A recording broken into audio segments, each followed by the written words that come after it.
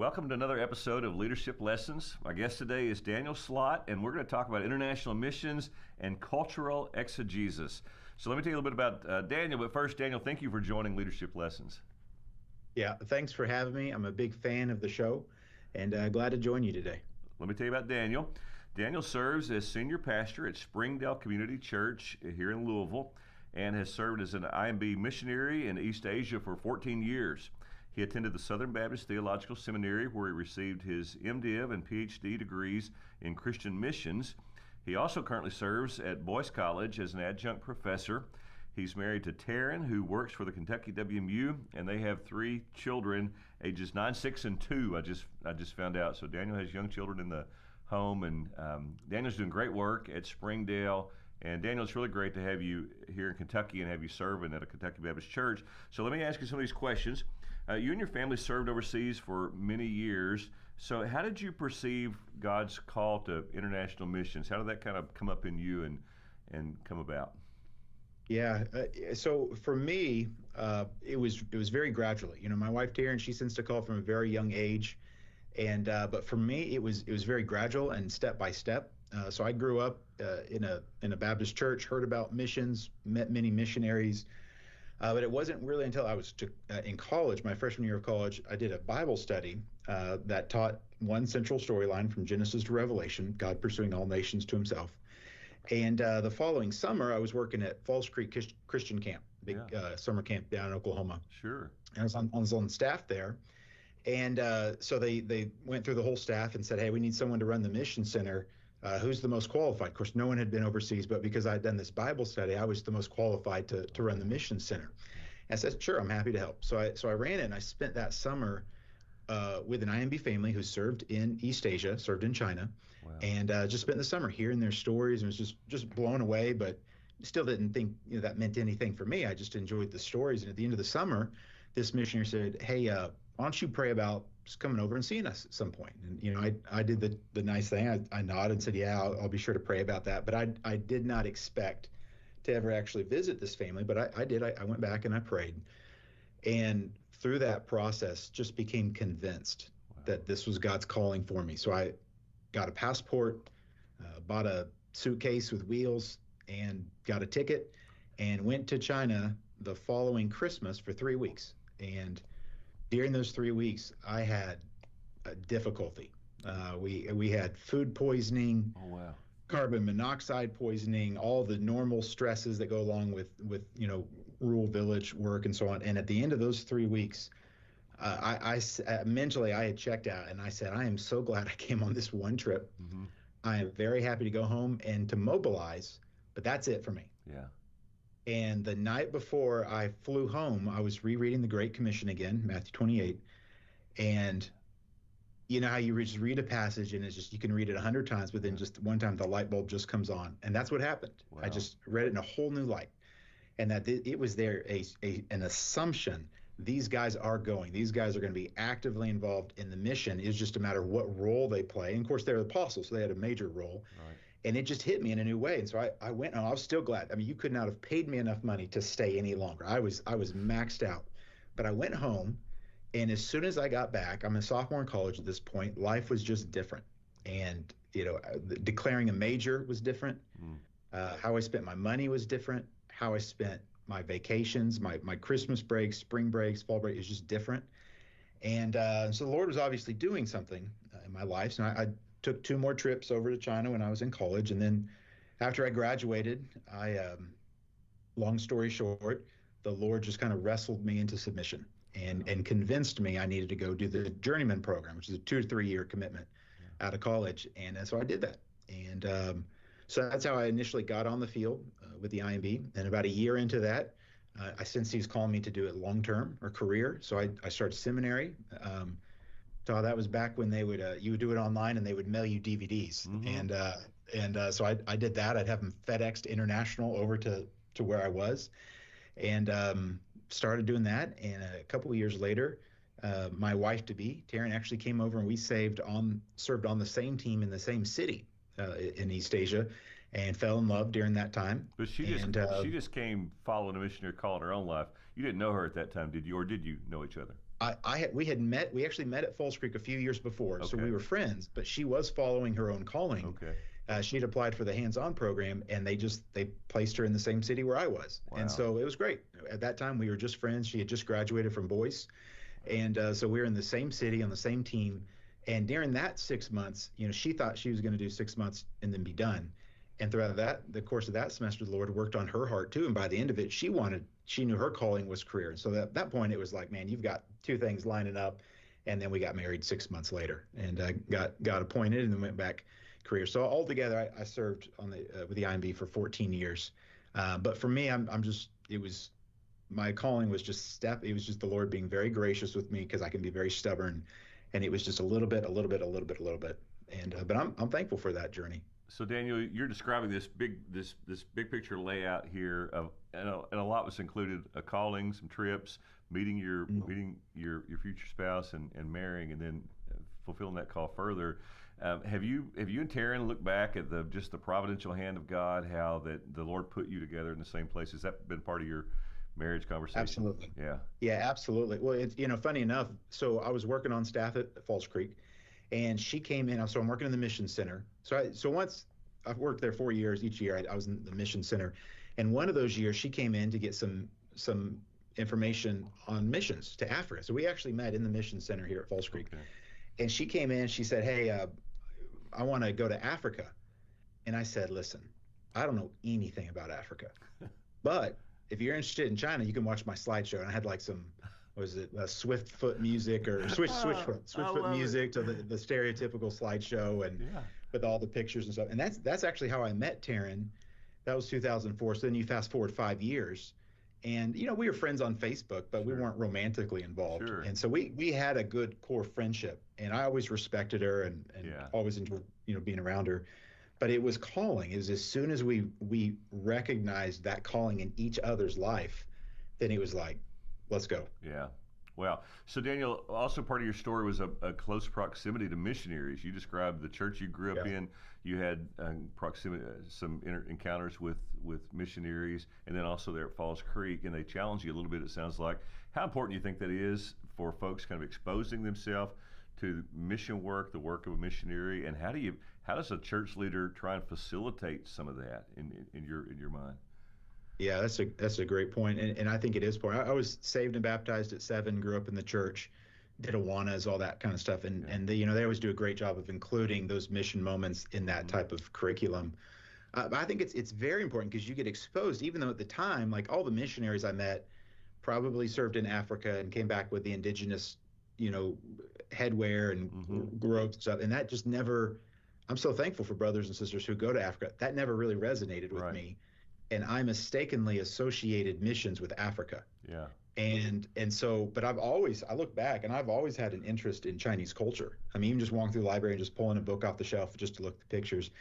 But I think being exposed just to missions and to being exposed to missiological principles that I didn't even know what that was, or what I was, being influenced by, and, in a good way by growing up. It was a blessing to grow up in the church, and to grow up in a church that incorporated missiological principles and stories into the church culture. It's so funny that you associated missions with Africa. Daniel, when I surrendered my life to Jesus at age 24, my exact words, Lord, if you want me to be a pastor, I'll be a pastor. If I need to be a missionary in Africa, I'll be a missionary in Africa. So how in the world that happened, that's another conversation. So consider this thought. Someone is sensing a call to missions. A man that's married, perhaps has children.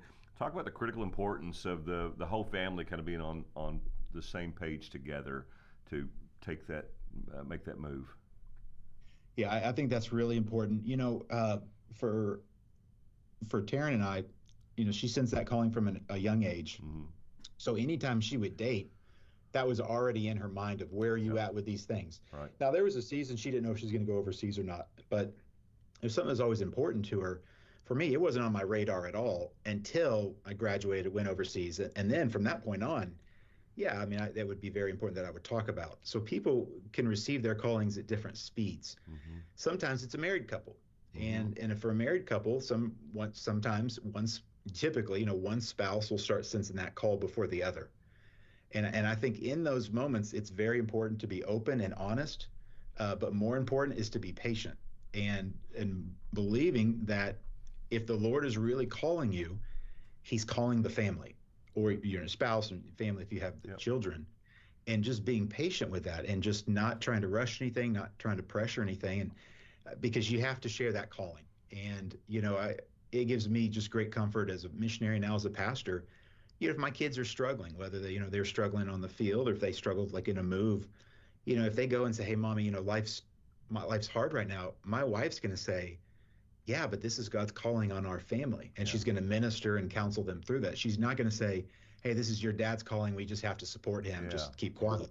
And that's the problem is when the family doesn't share the calling, then the kids who are very perceptive are going to get two different messages and two different signals, and that's just not good theology. So, being open, being honest. If anyone is single, though, I mean, I think you have to date through that filter. This is Yeah. the calling, best I perceive at this time, and I'm going to be open and honest with you. And just see. We have friends. We probably all do who would sense a call to missions and then married someone who didn't necessarily reciprocate that, and that's fine. The Lord's sovereign over those things, but it's a serious conversation to have, because it's a big deal. At some moment, the Holy Spirit could say, "Hey, set aside for me this family," and call you to Africa, or call you to Absolutely. wherever. And And so you've got to be open and honest about that. and what you just said about the whole family being on board of the call, I mean that's true for the missionary call, but it's also true for the pastorate. If the family has a mindset of this is your dad's call and we just have to endure it, that's not going to be healthy for anybody. It's not going to be in Right. the same kind of work that I do. That family dynamic and that sense of family togetherness and a calling certainly matters. One more question about that call.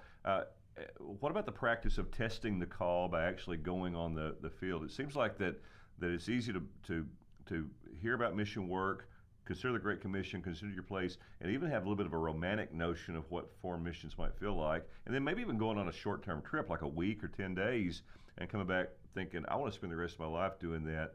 But how important is it to test it a little further to make sure that this really is the place that God's calling you?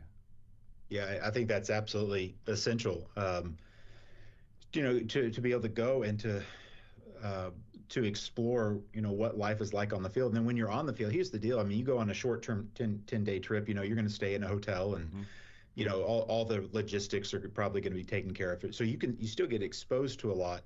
But while you're there, trying to saturate in the culture as much as possible of trying the foods that are there and sitting down with the missionary and say, okay, I know that this is different because you got this group here and you're looking out for everybody, but what is life like? What does Monday to Friday look like? What does church look like for you guys? When do you get to go home next? Those types of questions help you get a better picture of what life is like on the field. Because I'm just convinced being a cross-cultural church planning missionary, I think it's just the hardest job. Yeah. It's the hardest job I've ever had, and but it's very rewarding if as long as you're really sensing that calling. Yeah. Hey, I appreciate you saying Yeah. both those things. It's a hard job and it's very rewarding, and that's true for the pastorate where you're serving right now. But the cross-cultural church planter, which is your mission role. And what are just two or three things on the list that make it especially hard and different from what you're doing right now, Daniel? What would you say there? Yeah, I think, when I look back, especially our time, my 14 years are split between two cities, one in a closed country, one in an open country.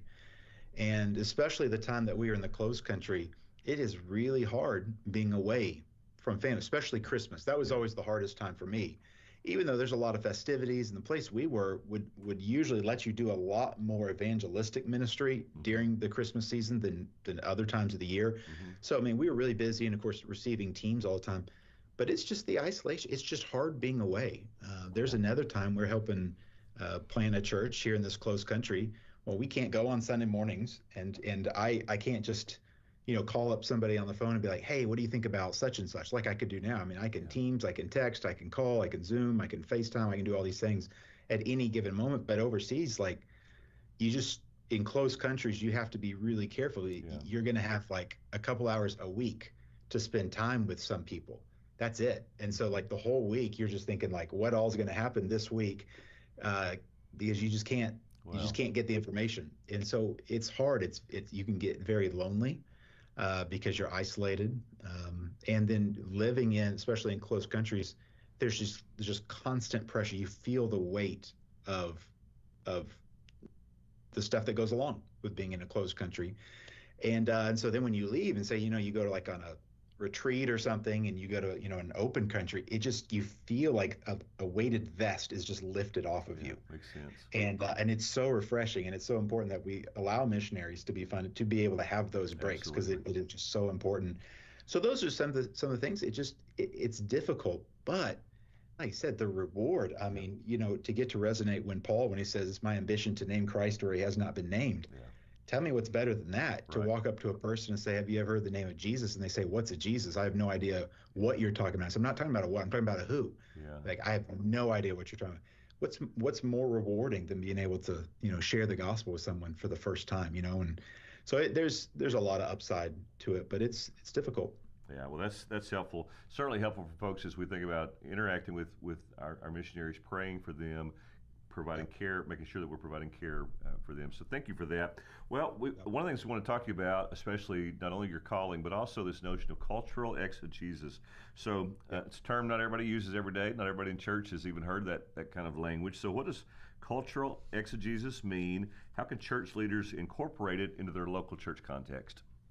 Yeah, it's a good question. So cultural exegesis means we're exegeting culture. Hmm. And so culture is just the values and beliefs and expressions that define a community, that then differentiates that community from the next community. And so, it could be two churches, two Baptist churches, they still have different cultures. Or you go over and say, oh, you're Chinese, you must be, all Chinese people are the same. That's not true at all. Different cities take on different cultures, different minority groups take on different cultures, and so on. And so to exegete the cultures, we get that word exegete, like the exegesis of, we use it commonly when we're talking about preaching and teaching now. It's kind of common vocabulary now, where to exegete the text or the scriptures is we're pulling out from it, Hmm. and so we have to really know it. We've got to know our biblical theology, our historical theology, our hermeneutical principles, to be able to divide properly and to pull out properly. And we do that to then be able to apply it properly. Hmm. So that same idea with the culture is we have to be masters at our cultural context, so that when we share the gospel, or when we train this way, or when trying to do whatever type of ministry, we're understanding what we're doing and how it's received from that culture. Yeah. So I'll give you an example of this. Okay. Like the master of cultural exegesis would have been William Carey.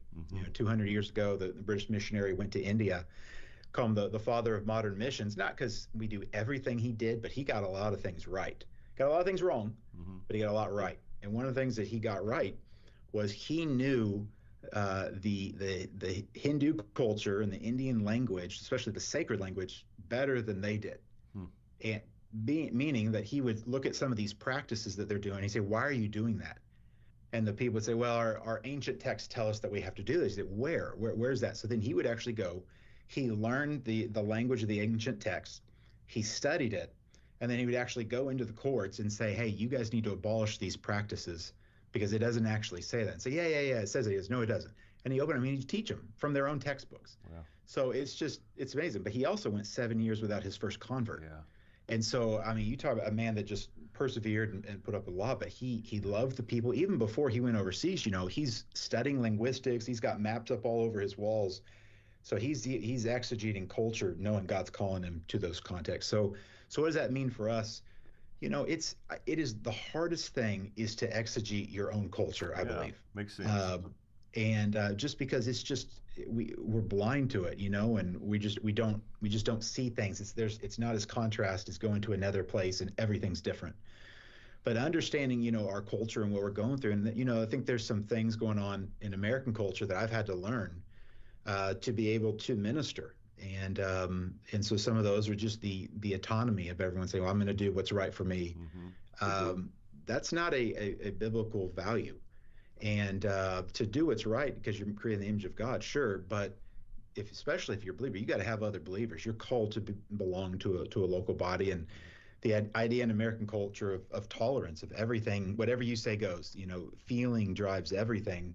I feel this way, or I can't imagine that because of this way that I feel. I mean, this is why we got people saying, "I feel like I'm, a cat and they want to be, called a cat or something. It's just it's very foreign and very strange. But understanding those things. But in the church, we've got our own cultural blinders, and so it's helpful to have outsiders be able to come in. And so I think sometimes when our brothers and sisters from other culture, we need to allow them to be able to speak into our culture too, because we have those blinders on.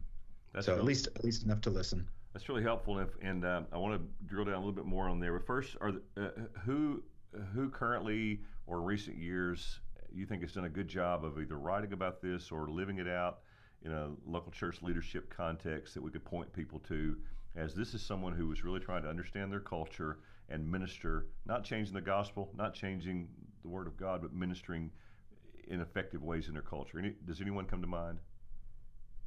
Yeah, well, I would think,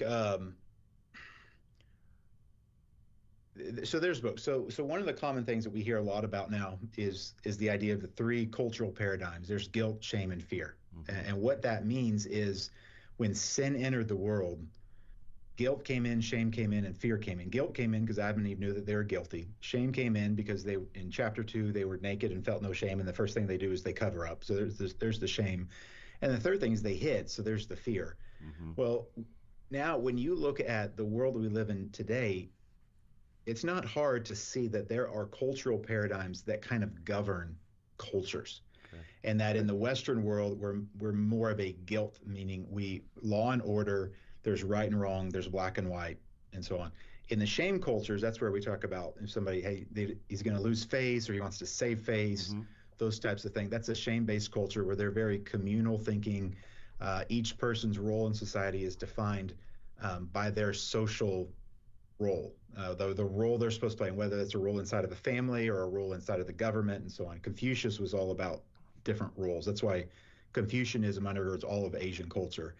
And then fear culture is typically what we see in animistic settings with witch doctors and shamans and stuff like that. So movies like Black Panther and Pocahontas, those types of movies, those are animist, different Asian. There's Asian animism and then there's African animism. And so there's been quite a few missiologists who have brought that to our attention, and we're very thankful for that. But some would bring it to our attention and say, if they're in a guilt, then preach a guilt-based gospel. If they're in a shame, preach a shame-based gospel. And I think, or if they're fear, preach a fear-based. And I think that's where the error comes in. I think it's good to be aware of these cultural paradigms, but all three of those came in because of sin. Sin is the rebellion. Sin is not living up to God's design. Sin is anything that is against God's design, His word. And so when we sin, we all experience these three things. And if you go to a fear-based culture or a shame-based culture, they're still going to have some guilt. They have to realize that they are guilty before a holy God. So I think knowing what the cultural paradigm is, that's from the, exegeting the culture, knowing that is, and as you're sharing, you're contextualizing, you're still sharing the same gospel, but the way you describe sin is still a biblical definition, but you describe sin differently in each of those three contexts. And whenever you get back to the cross, you still proclaim the cross. And I always point people to Colossians 2. Colossians 2 is a great example where Paul brings in these three and says that all three of these were dealt with on the cross. When Christ died for our sins, wiping out the guilt, he put others to open shame. There's the shame element. And then conquering it, we see that we don't have to be fearful anymore because Christ was victorious. And so we can see that in the cross, Jesus' sacrifice addressed all three of these. So what broke in the garden is fixed on the cross, but you might enter the gospel in different ways. You might explain some of the things a different way, but you cannot say there's three different gospels. And so to get real technical, it gets back to your view on the atonement. And Anselm was back in, I think, 500. The satisfaction theory was back in 1000 AD, and then the Protestants brought in the substitutionary atonement. And so really your theology of what happened on the cross really sits at the center of this whole debate. But that's important. And so there's books out there that describe these things. I would just say for anyone, make sure you talk through that with someone who really understands these things, because the last thing you want is for someone to come and say, well, I'm going to start teaching the atonement the way that Anselm taught the atonement. Yeah. Well, that was insufficient. That's why the reformers came in and said it's insufficient. Here's why we need this. So that's how those doctrines and disciplines kind of work together. But it's very fascinating, and I think for a long time we have really overlooked some of these things. I think that's back to our comments earlier, Todd. With we all kind of grew up hearing about missions in Africa. Yeah. Praise the Lord. Yeah. But one of the mistakes I think was made in Africa is they said if you're going to be a Christian, here's how you have to act, and here's what you have to wear, and here's Right. and that's why you have African churches and in robes and singing Christian I'm sorry English hymns and so on. There wasn't it was too light of contextualization that took place there. What I'm describing is probably too heavy. Yeah.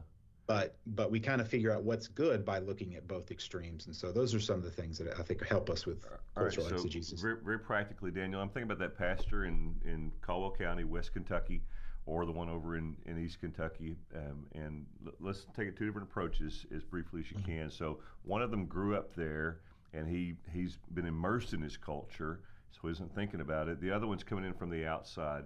How would you coach those guys differently to understand their culture so that they're ministering effectively and preaching in a way that could be more helpful? Any thoughts there? Yeah, I mean, not knowing the culture, I would just say ask a lot of questions and say, go to people and say, hey, when I say this, what do you hear? When I say this, what do you hear? So example, like, when I was 7, I received Christ, and I was in Oklahoma City. And if you go to Oklahoma City and say, hey, invite Jesus into your heart, right, every person knows exactly what you mean. Now, if I go to somewhere on the East Coast and say, hey, invite Jesus into your heart, they're going to say, what are you talking about? Yeah. It's a very strange thing. Well, that's contextualization. And so, I think when they say, give your life to Jesus, what does that mean? Sometimes you have to bring in those biblical descriptions that this is what that means. It means you're admitting you're a sinner. You're asking God to forgive you. You're clinging to Christ in this way. You see yourself belonging in this way. You're so bringing in some of those biblical descriptions to help. So that's where the blinders are. Sometimes we say things and we just think people know exactly what we're talking about, and they don't. And so asking a lot of questions. When pastors can get up and say, when I made these 3 applications, did that land? What did you guys hear me say? And see if that's really what you meant to say. Those types of things. Because we always talk past one another, and most of the time, we don't even know it. Yeah. So answer this if it's where you can. So you've been at Springdale for a year and a half, back off the mission field, back in the States, and now pastoring a church. How has your experience of trying to understand a culture in another country, how's that impacted the way that you've come in to approach the church ministry where you are now? What did you do different because of your time on the mission field? Yeah, well, I think that my time on the mission field really helped me understand how important just faithfulness is. Yeah. There's sometimes you do the same thing, and sometimes there's growth, sometimes there's not. And so there was a time, a story that really impacted me. It was actually when Taryn was in China. We were there together, and we're going somewhere, and we share the gospel with a person, and he said, "Yeah, I've heard all that before." And he said, but I got a couple questions. Like, okay, well, I speak a little bit of Chinese. It's not very good, but let me take my best shot. He asked a couple just softball questions, like someone who was like just setting me up. Yeah. Answered those questions in broken Chinese. Said, okay, I believe. Yeah. And we prayed, and he prayed to receive Christ right then. It was an example that someone else had planted, somebody else had watered, and the Lord just brought me in broken Chinese and all, my lack of everything, and just was in the right place at the right time. God's sovereign over that whole situation. That's so good. Yeah. That same day, a couple hours later, I saw a friend. I was the first person to share the gospel with him a couple years before. I was the one who had planted. I was the one who was watering for 2.5 years at some point. I see this person later that day, and I said, hey, so where are you at, with Jesus? What are you thinking? And this friend says, hey, I'm so excited to tell you, I'm now a Christian. Wow. So what are you talking about? He said, well, I had a friend that went off to college. They became a Christian. They came back. They shared the same thing you've been telling me, and now I believe. And it's 2 different stories, 2 very similar. There's planting, there's watering, but just the Lord brought me in right at the end. Yeah. The other one, he brought someone else right at the end. Well, the key to all those things is just faithfulness, just doing with whatever you can with what's right in front of you. And so coming into the Springdale, I was first time senior pastor, huge learning curve. Mm-hmm. I could not have been handed a more wonderful and caring and loving church than Springdale. I mean, they warmly received me and have been encouraged me as I've grown in the disciplines of what it means to be a pastor. But that's the main thing we always try is just being faithful, doing what's right in front of us, but also being overseas, like I learned to do the work of an evangelist. I'm not a Yeah, natural evangelist. that's good. It's just, but you have to do it. Yeah, It's faithful, it's good, and learning how to share, what stories resonate with people, what stories kind of help. And the way I share the gospel in a closed country in East Asia is very different than how I'd share the gospel in Taipei, which was open. I was on a IMB visa, hmm and different than how I would share the gospel here, just in a lot because of that cultural um, background. So those are things that helped getting up. And I've done a lot of teaching, but never preaching hmm the way that we, do preach in the American yeah, church, and have had to really grow in that. So, but in the IMB does a really good job of developing leaders, yeah. teaching good leadership principles, and, um, and obviously that helps as well. Daniel, that's so encouraging. I'll ask one more question, but before that, thank you so much for your ministry. And man, thank you for pointing to do the work of an evangelist, because that's all of our calling. It doesn't say be an evangelist, but do that work. So thank you for bringing that out. All right, this program is called Leadership Lessons. You've been exposed to leadership. You've been led by others. You are in a leadership position. So tell us about an experience, a book, or a person that has helped shape your either understanding of or your approach to Christian leadership. Yeah. Um, I've been blessed. I've been around a lot of people that I just think are phenomenal leaders and learned a lot from them. Yeah. If I go back to my earliest ministry training, it was back when I worked at Falls Creek, hmm and this is large. If you don't know, it's a large Christian camp. About 40,000 go through it during a summer, during Yeah. 6 or 7 weeks, something like that. And but it's a relatively small program staff that kind of runs the camp. And I grew up in Oklahoma, so I grew up going to this camp and idolizing, the top leaders of the camp that would get up and do all the teaching and see all the ways that the Lord moves. And when I was a summer going into my college, I got invited to go on staff. It was midsummer. There were a few staff members short, and they say, "Hey, would you like to come and join?" And I was there that week, and so they said, "Well, let's meet in this place and we'll talk." And so I go to this place, just looking around for these guys that I assume would be, on stage or rallying something over here. And no, it's these guys that are just standing off in the shadows. hmm And that just really struck me as odd, because I've only seen them on the platform. hmm And what, I asked them about that later on. They said, "Well, yeah, I mean, if God puts you in a place where you have to be in the spotlight, sure, sometimes you have to do that as a leader, but the job of the leader is to serve. Yeah. And as much as you can step back and prop other people up, that's the job." And that was, the job as the missionary is to always kind of work your way out by, empowering indigenous leadership. And I think in leadership, we just, whatever opportunities we have, there's times you got to be in the spotlight. But if all you do is being in the spotlight, I think you've missed it. And the job of the leader is to serve and to help others get to where God's leading them to go to. So those are some of the lessons I learned early on. Well, I mean, obviously, celebrate the providence of God putting you and Taryn together and how that happened, but also, Daniel, God's providential plan for letting you meet some leaders that was their approach to giving leadership. Brother, thank you for your ministry, you and Taryn serving overseas. Thank you for now your work at Springdale, and thank you for joining Leadership Lessons. Thanks for having me. Big fan of the show, like I said. So All right. glad to be with you.